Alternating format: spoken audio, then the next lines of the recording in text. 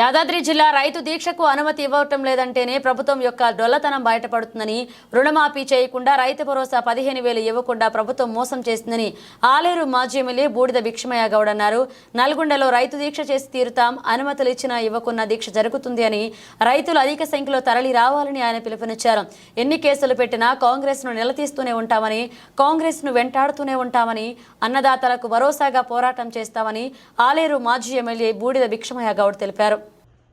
రేపు నల్లగొండలో రైతు దీక్ష చేస్తా అని చెప్పి రైతుల తరఫున చేస్తున్నటువంటి దీక్ష కూడా ఈ ప్రభుత్వం అనుమతి కూడా నిరాకరించడం దుర్మార్గమైనటువంటి పరిస్థితి.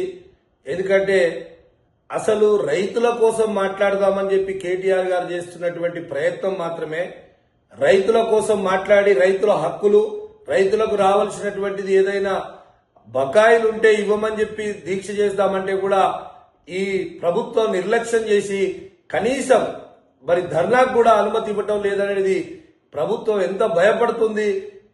కేటీఆర్ గారు వస్తా అంటేనే భయపడుతుంది అంటే ఇది అర్థం చేసుకోవాలి. అయినా గాని ఖచ్చితంగా ధర్నా చేసి తీరుతాం, అవసరం అనుకుంటే ఏ దానికైనా ఎంతకైనా తెగిస్తామని చెప్పి ఈ ప్రభుత్వాన్ని హెచ్చరిస్తా ఉన్నాం.